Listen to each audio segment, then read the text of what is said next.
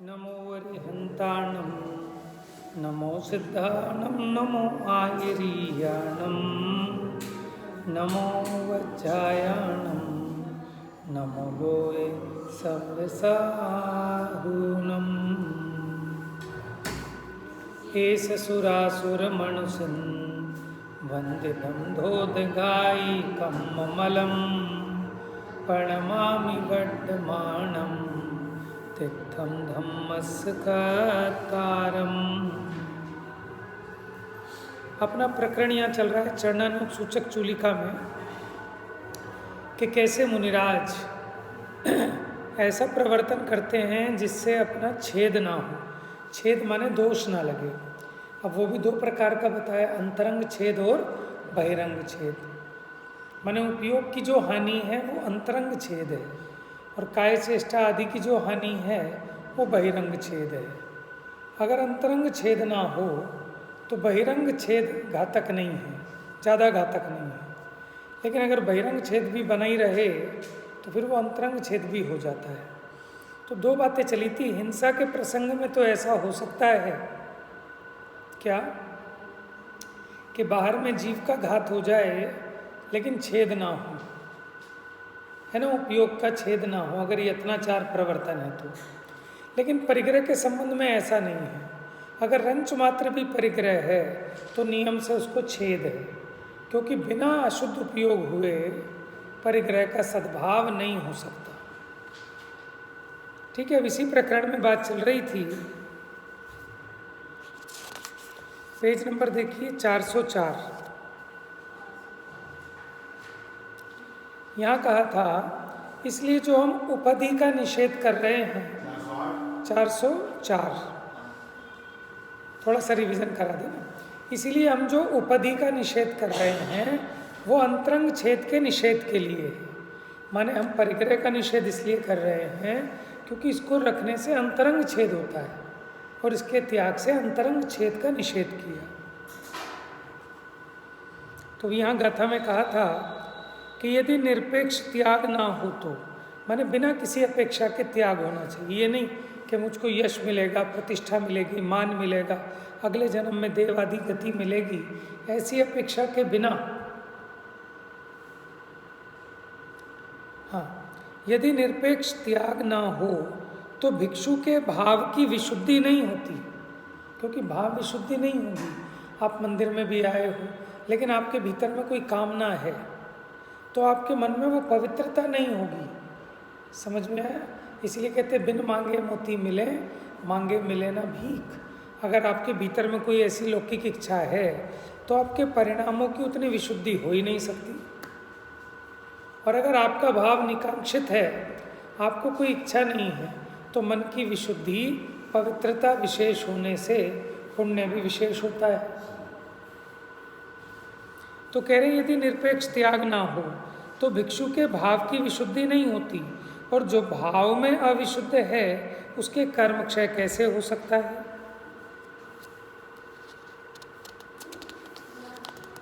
चावल का उदाहरण दिया था, क्योंकि जब तक छिलका नहीं हटे तो अंदर की वो लालिमा दूर नहीं हो सकती। उसी प्रकार अगर बहिरंग संग का त्याग ना हो तो अंतरंग परिग्रह भी नहीं छूट सकता।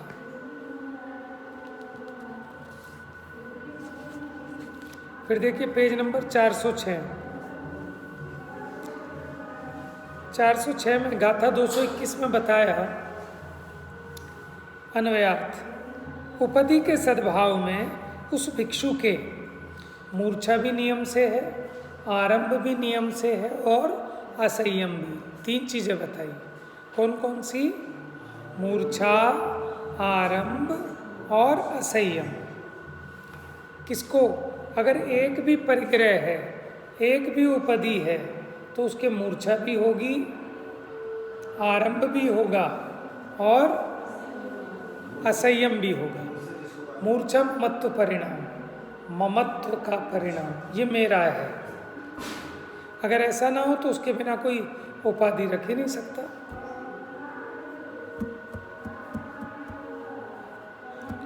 और जो परद्रव्य में रत है वो आत्मा को कैसे साध सकता है?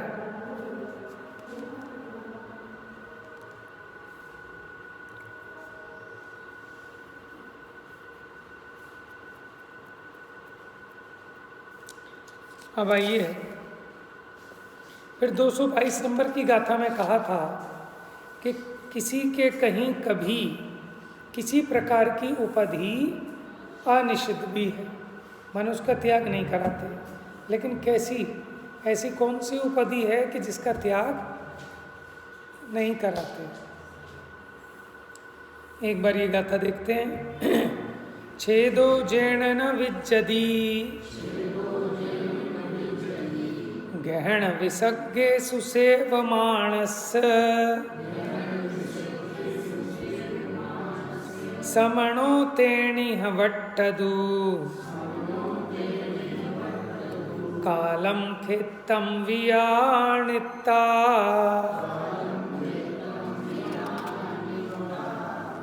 देखिए, छेदो जेण न विज्जति, माने जिससे छेद नहीं हो।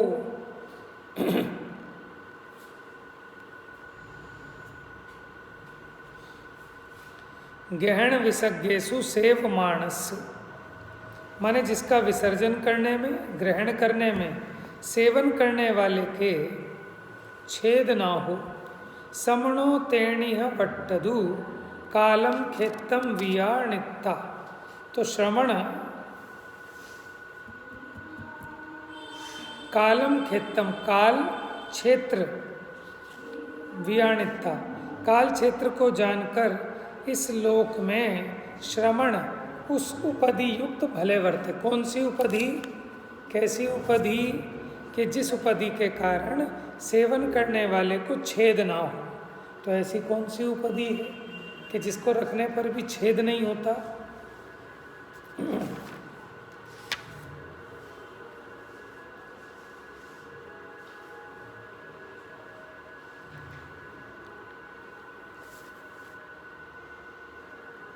देखो, ये भी बता दिया था कि यद्यपि सर्व ही उपाधि निषिद्ध है,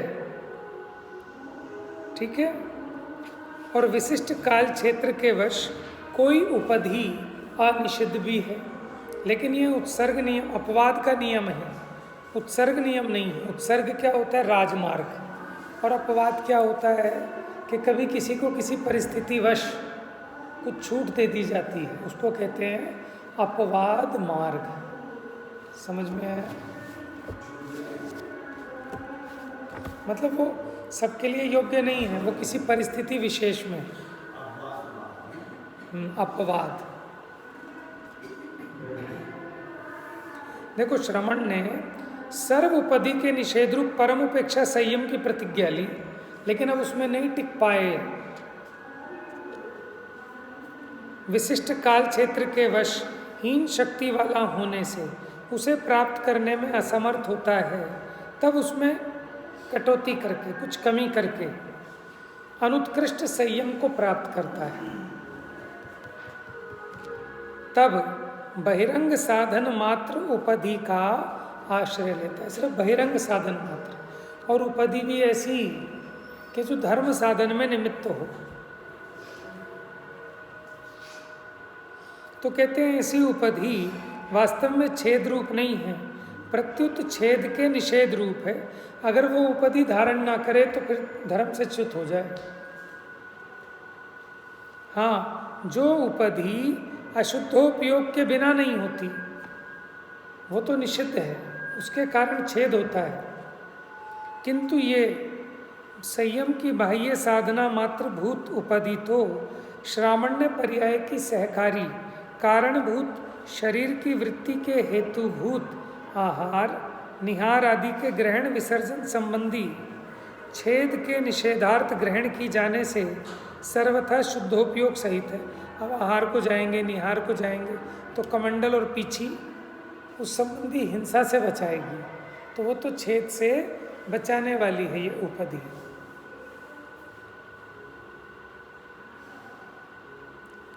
अब अनिषिद्ध उपाधि का स्वरूप कहते हैं, माने कौन सी उपाधि अनिषिद्ध है, माने जिसका निषेध नहीं कराया। गाथा नंबर 224। किम किंचन तिक्तकम पढ़ लिया था तो। हाँ, ये गाथा तो 223 है, वो हम उधर वाली पढ़ गए थे कल भी। अपड़ि कुट्टम उवधिम अपत्थ निजम असंजद जनेहिम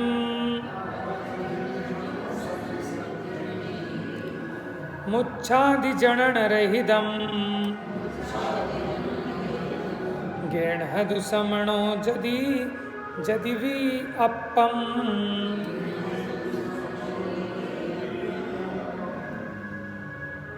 रामलीला कब से स्टार्ट हुई है? तो ये रामलीला तो नहीं चल रही है?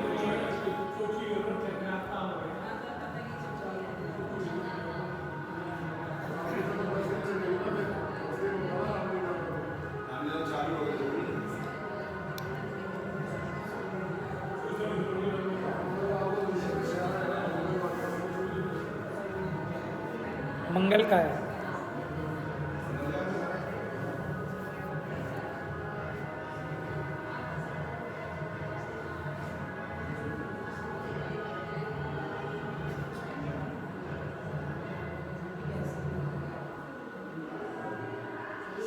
अब देखिए,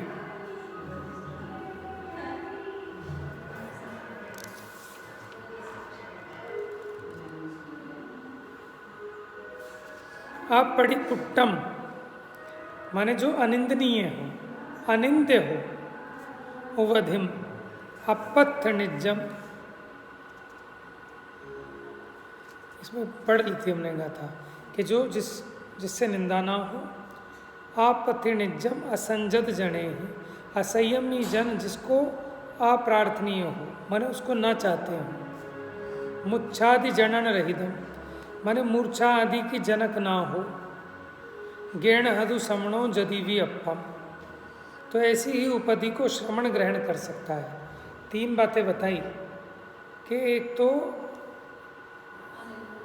अनिंदित ना हो माने अनिंदित हो, निंदनीय ना हो। दूसरा, असंयत जनों में अप्रार्थनीय हो माने असंयमी जन उसको ना चाहते हो, नहीं तो चोरी हो जाएगी। मूर्छा आदि की जनक ना हो, मूर्छा पैदा करने वाली ना हो। तो हमने आपको बताया था कमंडल, पीछी और शास्त्र आनंदित भी नहीं है माने निंदनीय भी नहीं है, और इसमें मूर्छा भी पैदा नहीं होती। माने घर में झाड़ू है, ठीक है, और कोई डब्बा है पानी वानी भरने के लिए, उसमें कौन मूर्छा करे है। दूसरा, असंयमी जन के किसी काम की नहीं, इसलिए चोरी का भी कोई भय नहीं। मूर्छा का कारण नहीं, असंयमी जनों के द्वारा प्रार्थनीय नहीं और निंदनीय नहीं, ऐसी उपधि श्रवण ग्रहण कर सकता है। टीका देखिए,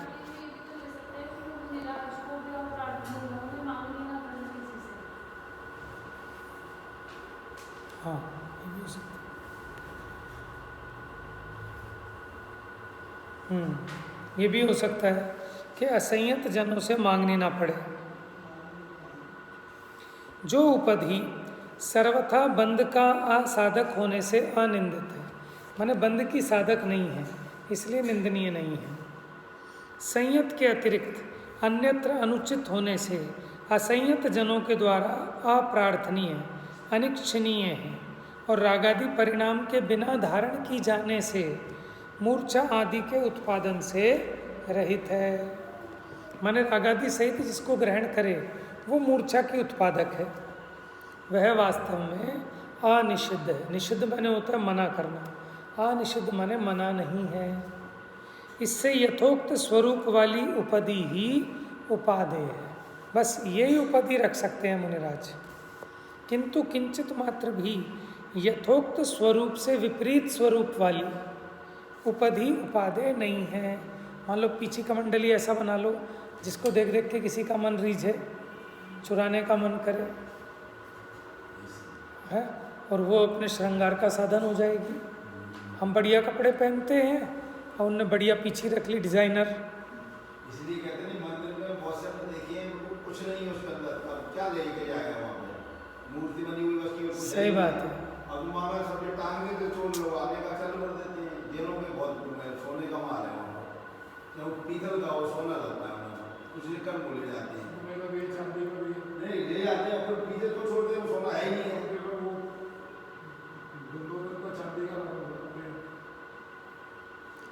हाँ, ये तो वैसे बेकार की टेंशनें हैं। सामान्य ज़्यादा पीतल का रख लो, पूजा के बर्तन भी पीतल के रख लो, चांदी से तो बढ़िया है। चांदी तो काली पड़ जाती है वैसे भी है, पीतल सोने जैसा दिखेगा। अब ये बर्तन है अपने मतलब के चाबी लगाओ, उनको चाबी दे दो, हाँ सही बात है। चाबी लेना वाला चाबी दे, ये भी लेके चलो आओ।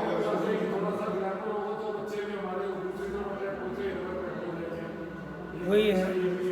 अब देखो, देवों का वैभव तो बहुत होता है, उनकी व्यवस्था अलग है। हमें काम ऐसा करना चाहिए जिसमें आकुलता कम हो, है ना। ऐसे ऐसे तो मंदिर देंगे, इसको मैं कुछ है तो संतूर देव को इसका ताला ऐसा बड़ा खोल ही नहीं पाता, बहुत वजनदार खोले तो क्या निकाल नहीं पाएगा, और मूर्ति कुछ है ही। देखो, दोनों बातें हैं कि मंदिर की शोभा भी बड़ी ज़बरदस्त होती है, क्योंकि वो सुंदर से सुंदर, बढ़िया से बढ़िया। लेकिन कुछ ऐसा भी कहते हैं कि आपने ज़्यादा ही शोभा कर दी तो आदमी प्रतिमा पे तो ध्यान केंद्रित करेगा नहीं और बाकी चीज़ों में उलझ के रह जाएगा। तो एक वो भी विवक्षा है। सब जीवों की देखो, कोई रागी जीव हैं उनके लिए सब है वो इससे प्रभावित होते हैं। कोई वीतराग परिणति वाला है तो कहते हैं सब कुछ सिंपल सादा होना चाहिए। भगवान वीतरागी हैं, वीतरागता के प्रतिपादक हो। ये तो रागी जीवों का मन आकर्षित होता है, ये सब अटरम झटरम देख के, झालर पालर और ये ड्रामेबाजी सब देख के रागी जीवों को आकर्षण होता है।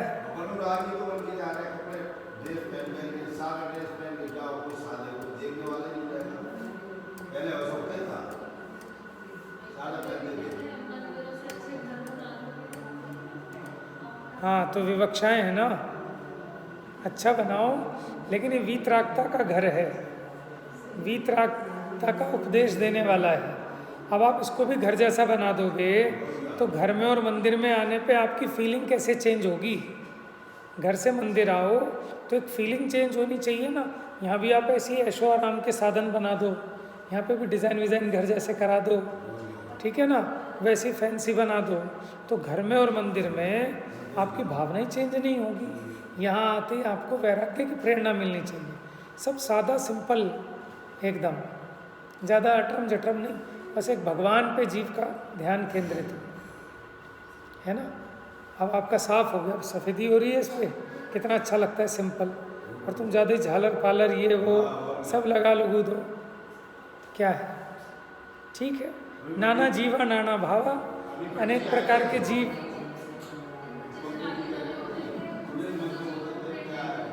किसमें?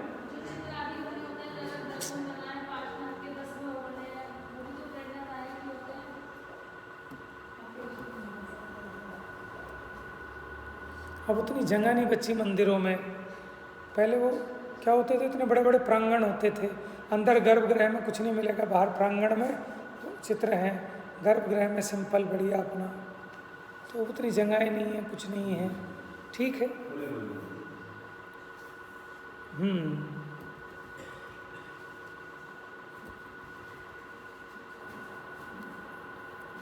जैसे वीतरागता की पोषक ही जिनवाणी कहलाती है, ऐसे मंदिर वीतरागी भगवान के रहने का स्थान है, तो वो भी वीतरागता का पोषक होना चाहिए। लेकिन आज ठीक है, वो देवों की व्यवस्था अलग है, बड़ा कैसा जबरदस्त। माने समोशरण की भी रचना ऐसी कि वो जो पात्र नहीं है ना, वो वहाँ के नाटक में, रंगमंचों में अटक के रह जाता है।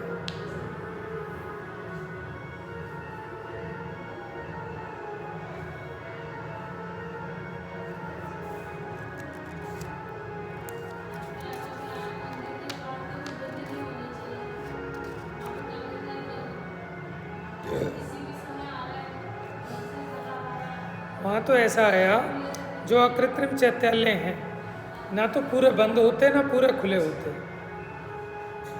मंदिर के द्वार कैसे होते, ना पूरे बंद ना पूरे खुले। छोटे द्वार ये तो छोटे तो बनने लगे। हाँ, बस चक्कर ये है कि मान लो वो इतने ऊंचे भी हैं, लेकिन प्रतिमाएं तो बहुत ऊंची होती हैं।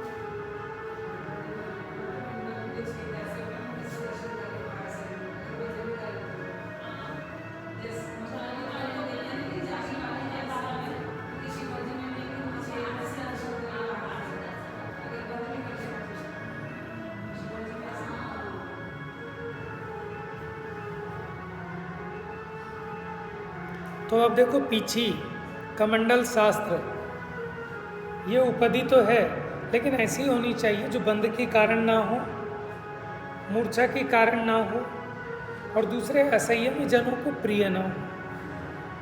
ठीक है, लेकिन अब अपनी जिनवाणी भी तुमने ऐसी बना ली आलीशान वाली, माने वो तो पढ़ने के लिए चाहिए, लेकिन उसमें भी बहुत ज़्यादा आपने इस तरह के हीरे मोती लगा लिए। बनाओ पत्र कुंदन ना रत्नों ना अक्षरों लखी, तो ऐसे बना लिए तो उसे संभालने में छुपाने में लगे रहोगे, चोरी ना हो जाए। है? तो हर एक चीज़ पे अपना विवेक भी लगाना है, वो भावना प्रधान बात है, लेकिन वो कोई पढ़ थोड़े ना पाओगे उनसे, रत्नों के अक्षरों से। वो तो कवि की भावना है, पढ़ तो इसी से पाओगे अच्छे से।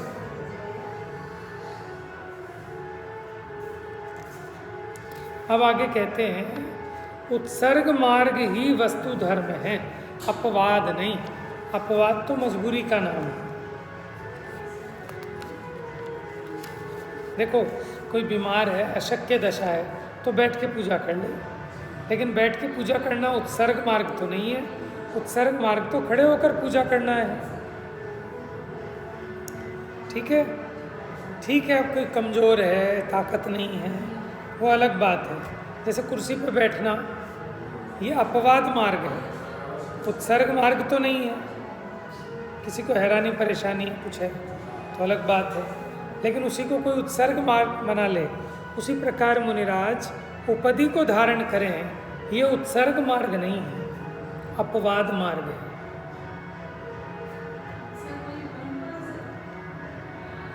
उत्सर्ग मैंने राजमार्ग, मूल मार्ग तो वो है।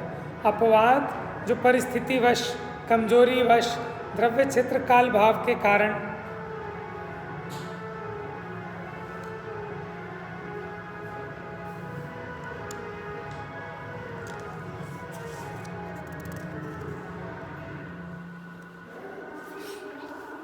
आइए पेज नंबर 409 पर है, गाथा नंबर 224।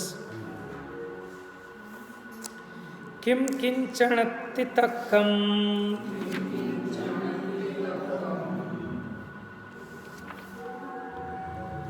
अपुण्य भव कामिनोध देहेवी। अपुण्य भव, अपुण्य भव कामिनोध देहेवी। अपुण्य भव कामिनोध,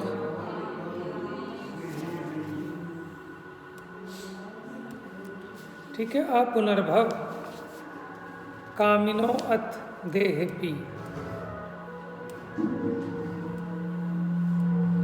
अपुनर्भव कामिनो माने जिन्हें दोबारा जन्म लेने की आकांक्षा नहीं है, माने जो मोक्षाभिलाषी है। देहेपी, देह को भी, संगति जिण वरिंदा अपड़िकम्मत मुक्तिठा।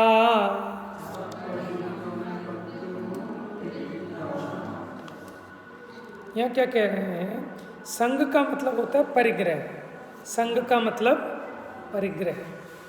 तो जिनको देह भी परिग्रह दिखता ही है, किनको?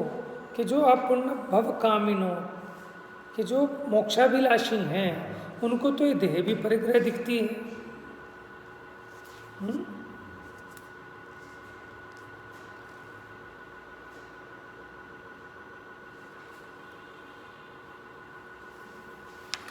तो जिनको देही परिग्रह दिख रही है, तो फिर ये बाकी उपाधियां, उपधि है, तो उसकी तो बात ही क्या है।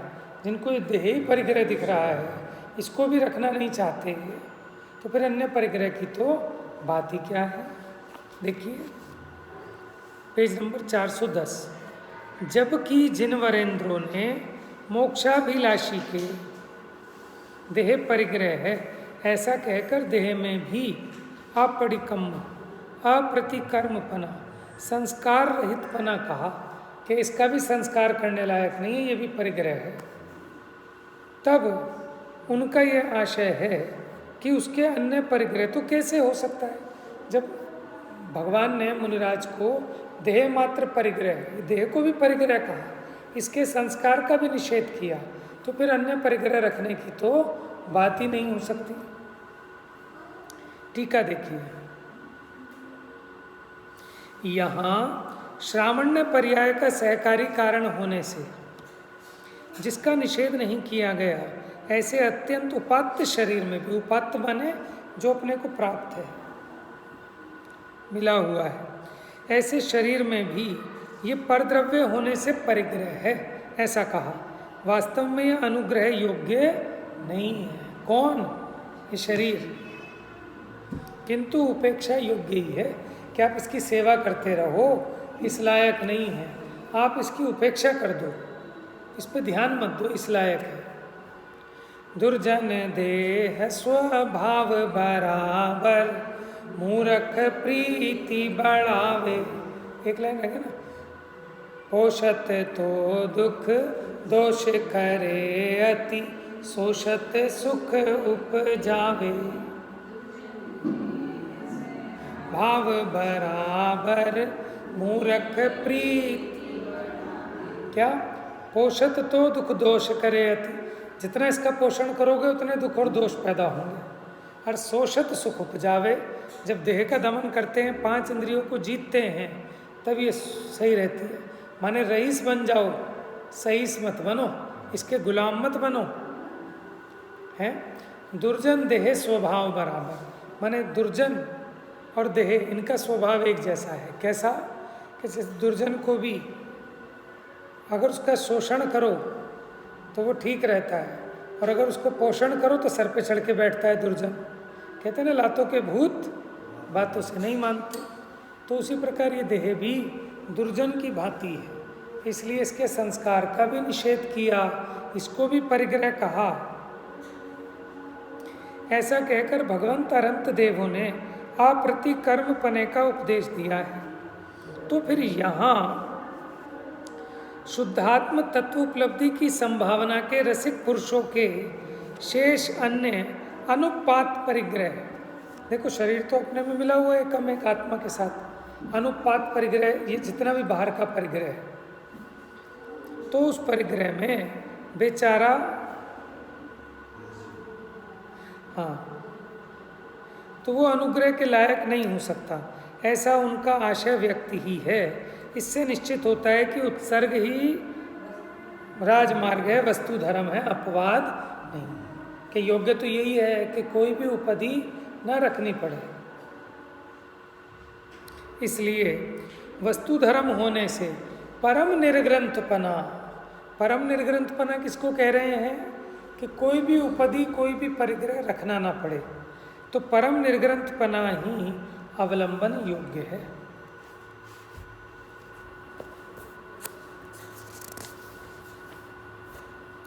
अब अपवाद के कौन कौन से विशेष भेद हैं वो 225 नंबर की गाथा में आएंगे, लेकिन उसके पहले 223 और 224 इसका हिंदी पद्यानुवाद पढ़ के सुनाता हूँ। मूर्छादि उत्पादन रहित चाहे जिसे न असंयमी, अत्यल्प हो ऐसी उपाधि ही अनिंदित अनिषिद्ध है। कैसी उपाधि? कि जो आनंदित हो, मूर्छा से रहित हो, असंयमी, जिसको नहीं चाहिए, तो वो अनिषिद्ध है। या मैं हेत यही कहत पीछी पोथी जान, तथा कमंडल को गहन यह सरधाउर आन। तो एकमात्र पीछी, पोथी और कमंडल यही ग्रहण कर सकते हैं। शुभ परिणति संयम विषय इनको है संसर्ग, ताही ते इनको गहत अपवादी मुनिवर्ग। अपवादी मुनिवर्ग, उत्सर्गी नहीं, अपवाद मार्ग का पालन करने वाले पीछी का मंडल आदि धारण करते हैं।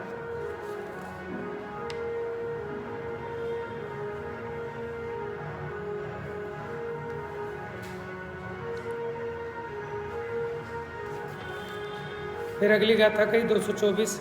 जब देह भी है परिग्रह, उसको सजाना उचित ना, तो किस तरह हो अन्य सब जिन देव ने ऐसा कहा।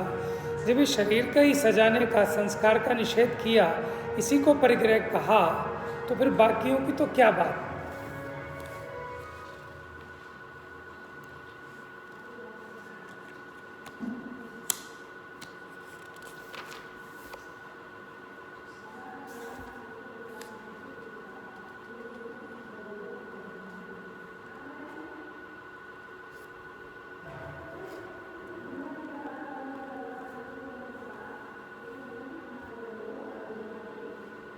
अब कुछ गाथाएं, 11 गाथाएं ऐसी हैं कि जो जैसे आचार्य की टीका में तो हैं, लेकिन कुंकुम अमृतचंद्राचार्य की टीका में नहीं है।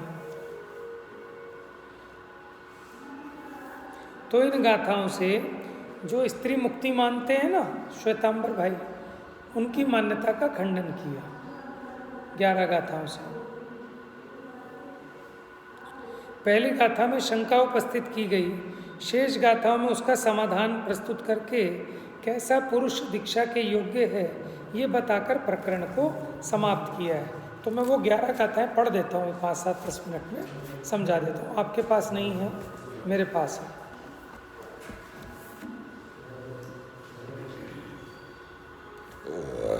देखिए गाथा, हिंदी पद्यानुवाद पढ़ूंगा बस। लोक अर पर लोक से निरपेक्ष है जब यह धर्म, पृथक से तब क्यों कहा है नारियों के लिंग को। अष्टपौड़ में गिनाया कि एक तो मुनिलिंग और गृहस्थी का, उत्तम श्रावक का लिंग और आर्यका का लिंग, बस ये 3 लिंग है, इसके सिवाय कोई चौथा लिंग पूज्य नहीं है। तो यह प्रश्न किया, जब ये धर्म लोक परलोक से निरपेक्ष है, इसमें किसी की अपेक्षा नहीं है, भावों का धर्म है, यहाँ भी तुम भेदभाव कर रहे हो, स्त्री का लिंग अलग गिना रहे हो, तो महिलाओं के लिंग को अलग क्यों गिनाया। तो अष्टपौड़ में गाथा है, एक जिनवर लिंग है उत्कृष्ट श्रावक दूसरा, और कोई चौथा है नहीं पर आर्यका का तीसरा। तो 3 लिंग है, आर्यका का अलग गिनाया। तो जैन दर्शन में 3 लिंग स्वीकार किया, उसके अलावा कोई चौथा लिंग नहीं माना। प्रथम वेश वाले पुरुष जो मुनिराज हैं वे तो नग्न रहते हैं, दूसरे वेश में उत्कृष्ट श्रावक क्षुल्लक ऐलक, वो एक लंगोटी और एक खंड वस्त्र, ऐलक तो सिर्फ एक लंगोटी। तीसरा वेश महिलाओं का है जो आर्यकाएँ कहलाती हैं, वे मात्र एक सफ़ेद साड़ी रखती हैं।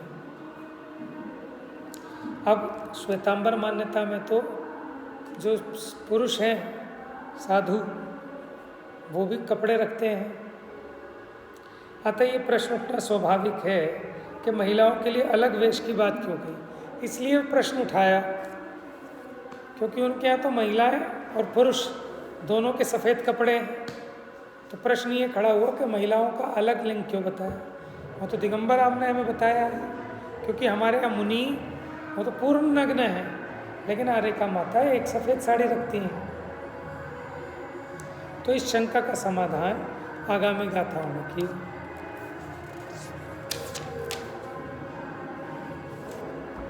देखिए, नारियों को उसी भव में मोक्ष होता ही नहीं। हो तो सकता है लेकिन इसी भाव में नहीं हो सकता।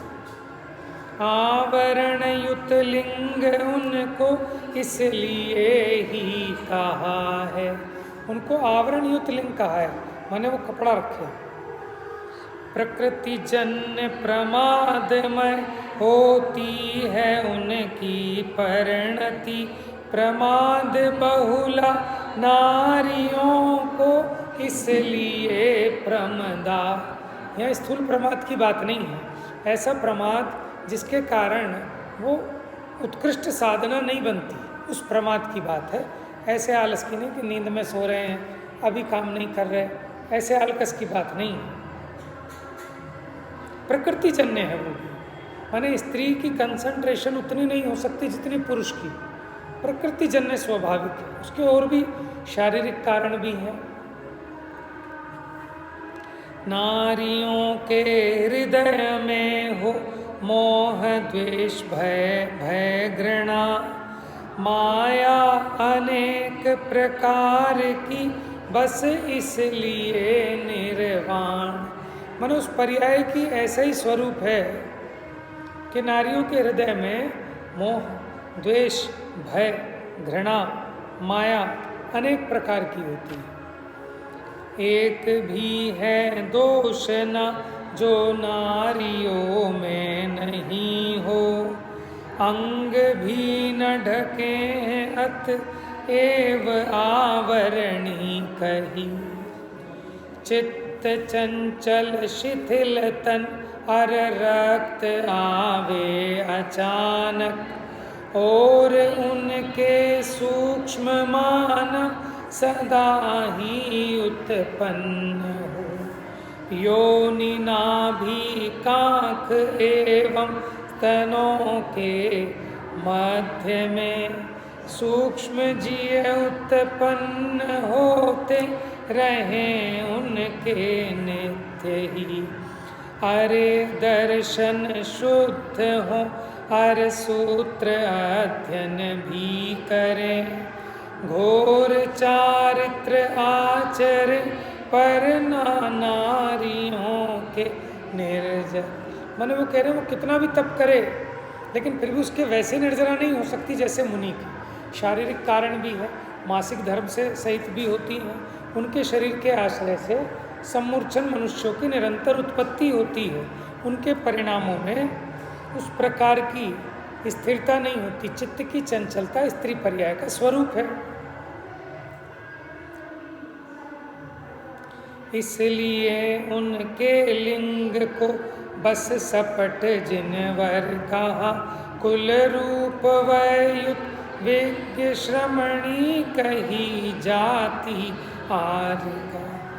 त्रिवर्णी निरोग तप के योग्य वैसे युक्त हो, सुमुख निंदा रहित नर ही दीक्षा के योग्य है।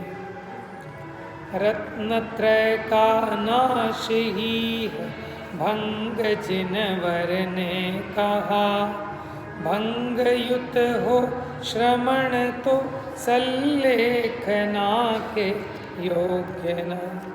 यद्यपि महिलाएं सम्यक दर्शन से शुद्ध हो सकती हैं, आगम के अध्ययन से युक्त हो सकती हैं, घोर चारित्र का आचरण भी करें, फिर भी उसके वैसे निर्जरा नहीं होती। तो इसलिए अपने कुल रूप उम्र से सहित जिन आगम अनुसार अपने योग्य आचरण करती हुई वे श्रमणी आर्यका कहलाती हैं। देखो, 3 वर्णों में से कोई एक वर्ण वाला, शूद्र को छोड़कर बाकी 3 वर्ण वाला, निरोग शरीरी, अगर रोग हो तो उसके मुनि दीक्षा के योग्य नहीं है। तपश्चरण को सहन करने योग्य, उम्र माने ऐसी उम्र हो कि तपश्चरण कर सके, सुंदर मुख वाला तथा लोक निंदा से रहित पुरुष दीक्षा ग्रहण करने के योग्य होता है।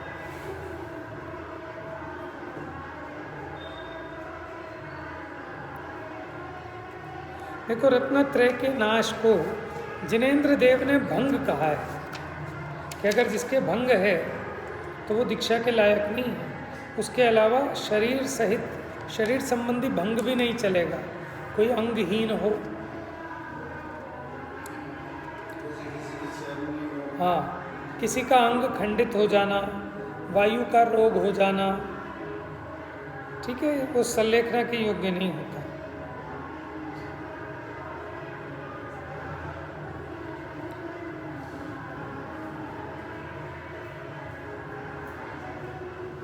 देखो, इसमें आचार्य देव ने खुद एक प्रश्न उठाया कि जो दोष महिलाओं में बताए, क्या वे दोष पुरुषों में नहीं है? उसका उत्तर देते हुए कहते हैं ऐसी बात नहीं है। यद्यपि ये दोष थोड़े बहुत पुरुषों में भी पाए जाते हैं, तथापि महिलाओं में बहुलता से पाए जाते हैं। और होने मात्र से समानता नहीं होती कि पुरुषों में भी हैं तो समान होंगे, ऐसा नहीं। क्या विष की कणिका और विष के पर्वत को समान कहा जा सकता है? समझ में, पुरुषों में होते हैं विष की कणिका के समान और महिलाओं में होते हैं पर्वत के समान। दूसरी बात यह है कि पुरुषों में वज्र वृषभ नाराज संघनन, पहला उत्तम सहनन के बल से दोषों को नष्ट करने वाला मुनि के योग्य विशेष संयम होता है। लेकिन स्त्रियों के दोष होने से और उन स्त्रियों के अंतिम 3 सहनन ही माने हैं, ऊपर के 3 सहनन नहीं होते स्त्री को, तो फिर उसको वैसा संयम हो भी नहीं सकता।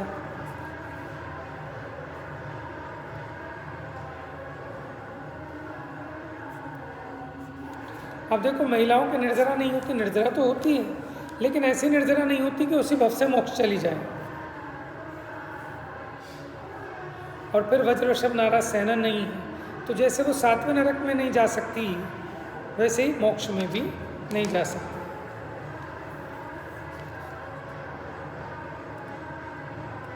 बाकी चर्चा इसकी कल करें। जावानी के ज्ञान से सूझे लोकाल